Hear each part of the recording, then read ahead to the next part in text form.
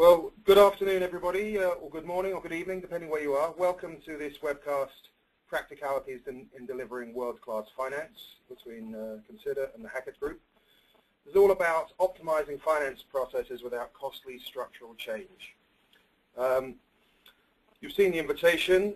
We've got 30 minutes with you right now. You will see on your panel for the GoToMeeting system that you can, there's a panel there for you to ask questions, so please ask questions as we go through and we'll endeavour to answer those at the end. Those who don't have the time to answer will respond to you by email. And if you have any technical issues with using the service, again, put that question on there and somebody will help you. So as I say, welcome. Today we're in London. And before we start, I'd just like to make a comment or a thought about performance. We're very much led to believe, from what we read in the press, that we should be looking for exponential improvements. Dramatic improvements require a massive change in our environment. And I really like this picture and the quote that goes with it about, it's easy to complain about whether we have enough tailwind or just hope things are going to change. And this little motto is, the leader adjusts the sails to the wind that exists. And I think that's the reality of today's business. So how do we drive performance with the resources available to us? Today's discussion, I'm Dan French, I'm CEO of Consider Solutions. I'm joined today, very pleased to be joined by David Mitchell, Associate Principal at the Hackett Group. Good day, everybody. And we're going to be having this conversation with you this afternoon. Before we get into it, I think it's nice to think back on somebody who once had an something important to say and was rather convoluted in how he was going to say it. Famously amusing statement, Donald Rumsfeld said, there are known knowns, there are known unknowns, and also unknown unknowns, which I think in normal language means there are both problems and opportunities. We have some of the answers, and we'll never know all of the questions. And that's certainly our view, and we hope to share some of the answers we have with you, and perhaps we'll learn some new questions. So in today's discussion, we're going to talk about what does world-class performance in finance actually mean, and how does world-class align to a process view of the organization, and then how do we align our vision to world-class? And David's going to take you through that from the Hackett Group perspective. And those of you who don't know Hackett, I'm sure most of you do, they're the world leaders in finance performance benchmarking, so if anybody knows, they should. Then we're going to talk about aligning the reality of our processes to our vision. Take a little view about the procure-to-pay perspective as an example of one of these processes. And then we're going to discuss continuous alignment, continuous improvement, and how to make transformation and change as a business-as-usual process. Then we'll finish off with some next steps and come to your questions at that point. Now, you're going to see this chart several times as we talk this afternoon. It's pretty important, and it basically is the roadmap to the conversation. It is very true that in recent years, as people struggle to get substantial improvements in finance process efficiency, there's been a lot of focus on working out what world-class is, benchmark yourself and try and match a vision to that. And what sometimes gets forgotten is the reality of what is currently going on, or even when you implement your vision and it becomes a current process, you've got to really map that to what you thought your vision was. So we're going to be looking at mapping the world-class to our vision. We're going to look at mapping the current processes to our vision, and looking at gaps and opportunities, and you'll hear a lot about the role of the process community as well. So on that, I'd like to hand over to David for the opening remarks about world-class performance. Hello, everybody. Before I share some insights about world-class performance, I'd like to give some definitions and context for those of you who aren't familiar with the Hackett Group. Hackett measure performance in terms of efficiency and effectiveness.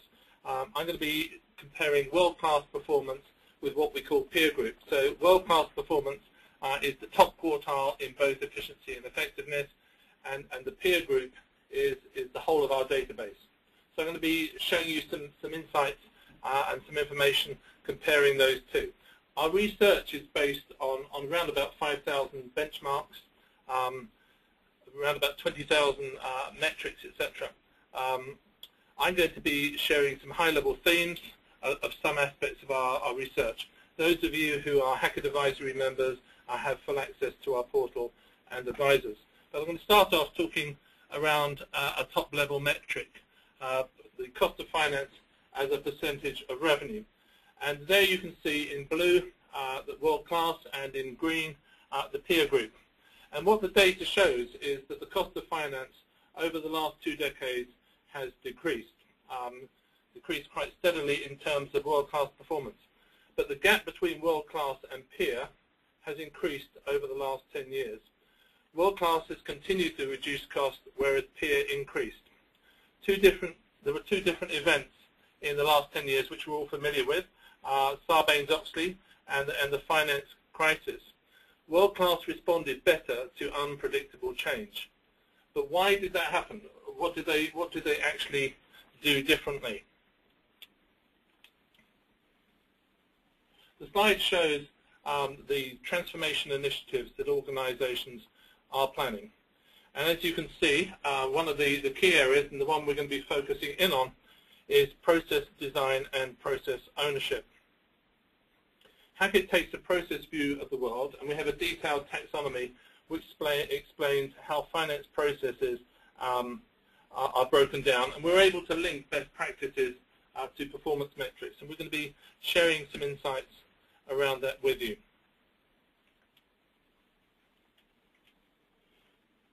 Processes themselves, though, have been maturing for some time, and world-class organizations are accelerating the maturity of processes at a faster rate than peer group.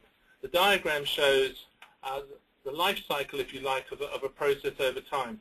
It starts off being fairly complicated. As we get a grip of it, we're able to codify it. And then we start the long process of simplifying it, standardizing it, and in many cases sharing it. But over a period of time, activities become commoditized. And that's true in blue-collar work in manufacturing. It's also true in white-collar processes too. So as I said, world-class organizations accelerate that process faster than the maturity of that process faster than peer. We're going to be talking about 5 initiatives which are common in finance operations at the moment. The first 4 I'm going to be expanding on briefly, and then Dan's going to be talking about the final one in more detail. So the first one of these is moving towards end-to-end global process ownership. The second is focusing on standardization and complexity reduction. The third is reaping the benefits of automation. And the fourth that I'll be talking about is mastering the challenge of data management. So firstly, moving towards end-to-end global process ownership. Identifying end-to-end process owners or process communities is key to accelerating process efficiency and effectiveness. We're seeing an increase in the number of companies who have cross-functional global process owners. As you can see at the moment, only 90% of companies have cross-functional global process owners, but in the next 2 to 3 years, 42% of them are planning to do so. These architects or process owners look at the whole service delivery model and how it can be tuned for efficiency and effectiveness. They also look critically at the value proposition around the service provided. The diagram on the right shows the service delivery model that underpins all processes. But why is end-to-end process ownership so important? You'll see an example here of the end-to-end process for purchase to pay. And you'll see in yellow purchasing operations and in blue accounts payable. Well, the reason is that the process has complicated handoffs between the two functions. And if we look at those independently, we're going to fail to fix the issues. One of the early principles of business process re-engineering was to look at the full end-to-end process, and the principle was that many of the problems were on the gaps and the handoffs between one area and another. So having a complete end-to-end process view and creating an end-to-end process community is essential. Focusing on standardization and complexity reduction. The diagram shows the percent of companies with a single standard set of procedures. And as you can see, the world-class in blue versus the peer in green, there's a big difference between world-class in terms of standardization compared with peer. Standardization is particularly important around procedures and policies, but standardization also enables predictability of service and alignment of data systems and training. A couple of examples you can see there comparing world-class with peer. They have fewer bank accounts, fewer legal entities, fewer routine reports. Those are being engineered out. Reaping the benefits of automation. Finance transactional processing costs as a percent of revenue are very much cheaper, as you can see, in world-class versus the peer group. And there's just a few examples there around customer billing, accounts payable, and general accounting, which show that automation lowers costs, reduces errors, and reduces cycle time. An interesting observation from our research is that organizations are looking more to get the best out of their existing investment in systems rather than thinking about investing in new systems. Mastering the challenges of data management. As you can see, there is a strong link between low levels of usage of data standards and high levels and world-class. Low levels of usage is delivering a cost of finance as a percentage of revenue of around about 1.7 compared with world-class. A good example of where data standards have made a difference, two examples I'll quote. One is on the chart of accounts, where world-class have significantly more levels of standardization. Also on the supplier master file records, where, again, world-class organizations have standardized those on a global basis. Typically, we find that common data definitions in an environment which has consolidated applications can save process costs around about $6 million for every $1 billion of revenue. We've also observed a growth in multifunction global business services. As recently as 2004, only 24% of global business service centers were multifunction. But by 2010, 65% of global business services were multifunction. And we see these two strategies, the strategy of process ownership and the strategy of multifunction global business services, as being mutually supportive. So we've talked about aligning world-class and vision, the importance of aligning your operating standards, your vision to world-class, understanding the gaps, and defining initiatives and working with process communities to implement and affect change.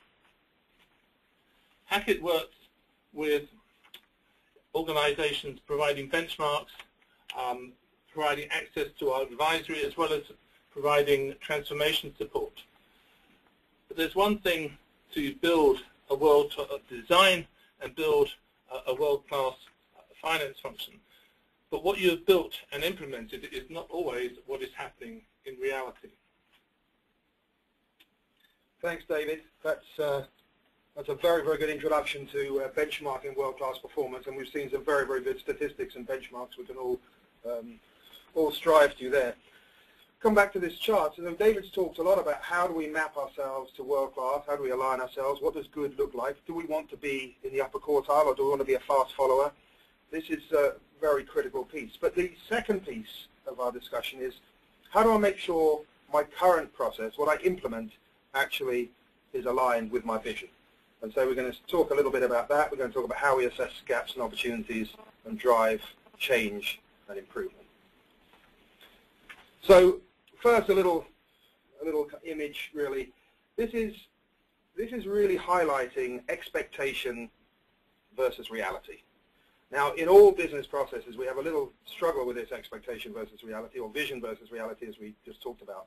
So this is a photograph of a automated car park barrier. If you look very carefully, you can see in the middle of the photograph there's an automated car park barrier there in a major organization in southern Germany, and employees drive into the car park, they swipe their identity card, and recognizes them, opens the barrier, allows them to go through, park their car. At the end of the day, they do the same and they leave, and the record is clear that they've left the premises and the company is no longer responsible for looking after their car.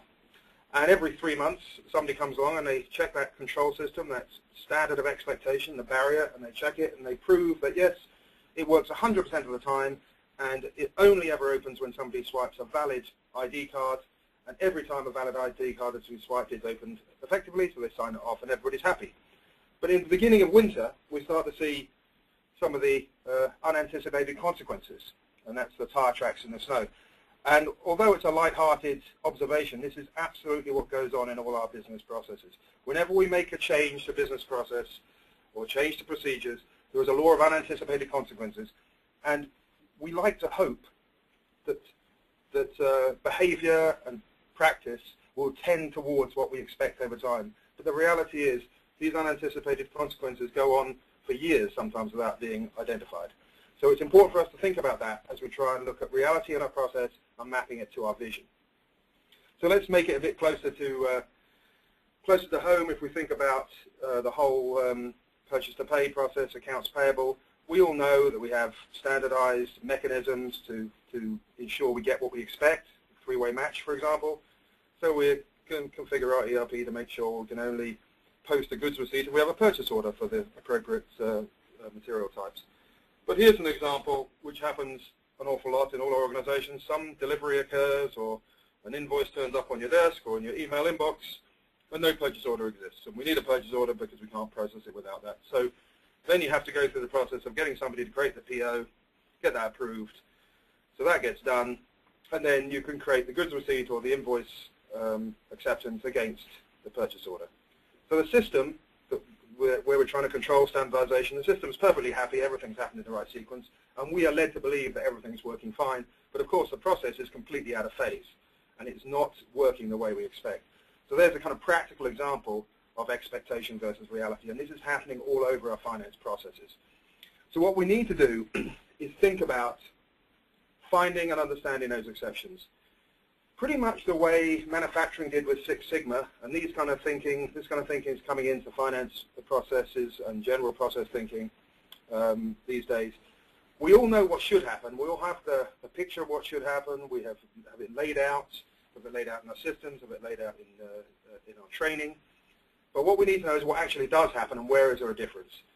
And those differences may be because the processes are ignored or circumvented for perhaps good reason, or perhaps the policies can't really be enforced, as in the example of the car park barrier back there. But that difference, that delta, has a direct relationship to performance impact, which can have an impact all across those 6 different areas that are described on the slide. And it's pretty obvious. So the key thing is, how do we find and understand them, and rather than just believe that our reality is the same as our vision. So we can do that on we can look at the delta between what should happen and what does happen. We can do it once as an assessment, but the key thing is we don't just want to do it one time, we want to do it all the time. So we want to have a continuous improvement cycle, assuring that reality is aligned to our vision. And of course our vision may evolve over time. So we have a process, purchase to pay perhaps, we have a set of performance measures which help guide our overall performance and overall outcomes, but we need to identify the exceptions, the unanticipated consequences as on an ongoing basis, work out what the root causes are and fix them, not just fix the instance but fix the underlying root cause, improve the process, develop learning and good practice, and have a continuous improvement cycle in that way. And yeah, that's pretty critical to make sure that we can get these 2 phases of world-class finance working together. So let's think a little bit about a process cycle. So purchase to pay, accounts payable. So as per David's slide, we know that the purchase to pay cycle covers purchasing operations and accounts payable, and even back into the line of business where items are being requested. And simply put, it's how do we request, buy, get, pay for, and use the things we need in our business, either in direct or indirect procurement. So thinking about this Six Sigma idea, how to identify the defects in our processes, just as we used to identify the defects in our manufacturing output, we've got to have a mechanism for doing that. So our previous example was our ERP was configured to only allow a goods receipt if a purchase order exists, or an invoice if a purchase order exists. And the process performance measure that led us to that were probably a couple of things. One is we want to make sure we maximize spend under purchase order. and the other one is a three-way match to ensure that we only pay for what we get and what we've ordered, to give us some control over expenditure. Well, that's fine, but what are the unintended consequences of that performance measure and of that process? Well, we know, as per that example, that there is an unintended consequence that can happen, which is the purchase order physically lags the physical delivery. Even though in a system it might look all straight and smooth, we know that's the case and it happens more than we would like. So what are the defect conditions that we can monitor for so that we can identify exceptions in plan performance and drive out the root cause and fix that so we get a more standardized, lower cost, better cash retaining process? And in this case, perhaps we want to find purchase orders created the same day as the goods receipt or the invoice receipt. So that kind of little model of kind of Six Sigma thinking as it relates to business processes. So we all know we need to define what good looks like in our processes, but we also need to define what bad looks like in sufficient detail we can manage it. So more precise information enables our management to make better decisions and take better actions. That's the key theme here. So let's just have a look at a couple of P2P examples. So supplier invoices. So I'm really looking here at what are those unanticipated consequences. I'm not going to go through these examples in great detail, other than we know that we have a number of performance measures associated with processing invoices, first-time match, invoice processing costs. But one of the unanticipated consequences we see quite a lot is while trying to drive these performance measures, we often see a little burst in duplicate invoices. And there's a number of reasons for that. Part of the reason is trying to get the activity performed as quickly as possible at the front line, as it were. So we see duplicate invoices, duplicate vendors, duplicate purchase orders, all creating the same result, which ultimately will lead to duplicate payments if it's not fixed. So that's one of the unanticipated consequences. We've got to find those things and drive out the root cause. Why is that happening? And often it's related to the performance measures we set. So a particular example here, in one organization, in one area, 3% of duplicate invoices, which is a large sum of money. And these organizations often employ contingent recovery firms, where the recovery firm may take 30 or 40% of the cash if it's actually paid out to get it back. So there's an example. POs, we all know that we want to, in the purchase order processing, we want to maximize spend on the purchase order, get better control, minimize PO processing costs. Again, unanticipated consequences we often see here are POs that get multiple touches, the ineffective multiple touches to keep amending and changing, because sometimes the actual procedures do not really reflect the visionary process. So there are a number of changes required to change pricing and terms because all the information is not available at the appropriate time. So again, you can see some of the outcomes of that. A lot of PO change activity, 11% is a lot, but even if it was only 3%, there's an asymmetric relationship between the percentage of error and exception and the amount of effort required to fix and remediate those things. And then let's have a look at payments. So we've dealt already with that issue of duplicate payments further up the line by talking about duplicate invoices. But think about the payables process. One of the performance measures is try and reduce the cost per invoice. So we're trying to move more and more to touchless invoices with automatic payment. So if you go to a three-way match and the value's in the zone, there's the automatic payment. But of course, what we don't always realize is our systems have these embedded tolerances in them, perhaps payment tolerances, which are, in this case, were set to 5%. And we found here an exception where this automatic process was resulting in overpayment in quite a substantial number of cases, either because we'd been delivered more than we'd ordered, or being invoiced more than we'd delivered or ordered. In this case, up to 4.5% cash, unnecessarily going out, 4.5% of the total. And those tolerances are there for good reason, because if you've got multi-currency and currency exchange, you need to have some tolerance. It might not be exactly what's on the PO. But in this case, 5%, 4.5% was a lot. So it's worth bearing in mind. These are some of the things that can go wrong and that damage the achievement of our vision in the purchase-to-pay process. So we know, David talked about world-class, we need to have some of these metrics. I think the interesting thing is, wherever you stand on whether you want to be best in class or a fast follower, wherever you stand on the metric, you've got to also think, what's the unanticipated consequence of that? So just to use one example, average cost to process an invoice. So that is the total invoice processing effort divided by the number of invoices. So clearly, the more invoices you have, that number gets better. That isn't necessarily, it's not necessarily trying to encourage people to have more invoices, it's trying to encourage them to process them more quickly. So let's think about driving out defects and exceptions. This is kind of a summary of what we talked about.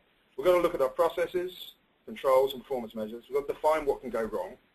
We need to monitor those transactions that go through the process, 100% of those, to identify every exception from the standard, where we decide that that exception is sufficiently interesting for us, identify the root cause, manage and resolve those root causes, and use that to continuously improve the process. And then do that one time as an assessment, as part of that alignment of reality to vision, or we can do it on a continuous basis for continuous improvement. I talked already that the fact these exceptions, even in small percentages, have a very big asymmetric impact on the cost of doing the process, because they're after the fact changes. So let's think again about this chart, about the overall process. We talked about world-class, aligning to world-class. We've been talking about how do we align the current to our vision, or the target as it's described here. How do we assess those gaps and opportunities associated with exceptions we see? How do we implement actions and initiatives through the process community and implement change? So we've got both this alignment and the overall transformation being a living process rather than a once-in-time, once-a-time, big bang activity.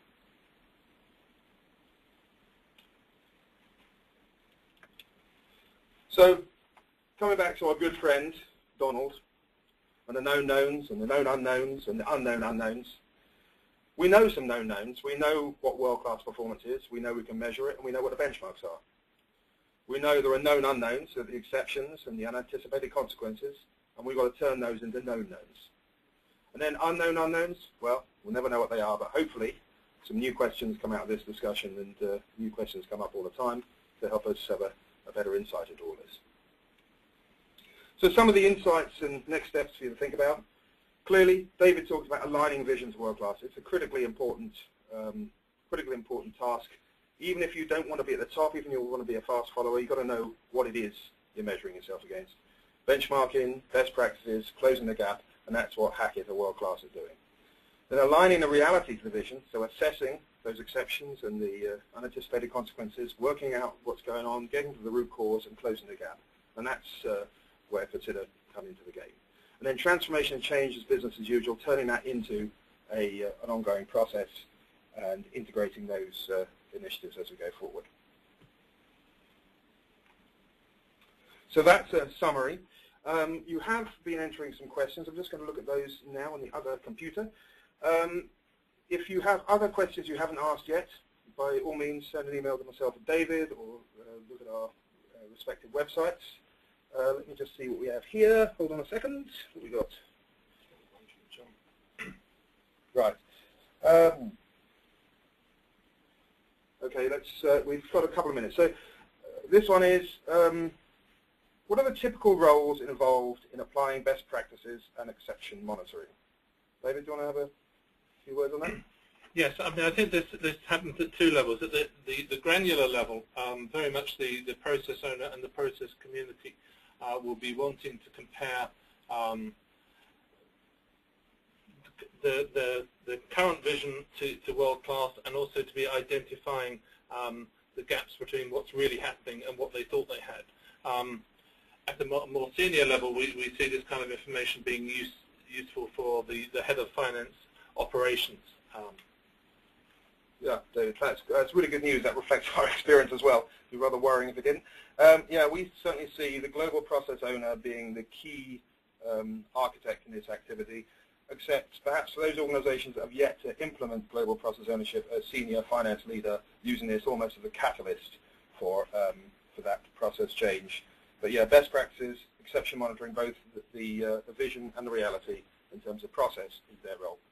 So I'm aware we're up to the 30 minutes. We have a few other questions. We will respond to those by email for those of you who asked the other questions there. Thank you very much for your time. We appreciate it's an important part of your day. So thanks for your time, thanks for your attention. I hope you found it useful. By all means, send us any comments, questions, emails to those email addresses there. And thank you very much for your attention. Have a good day.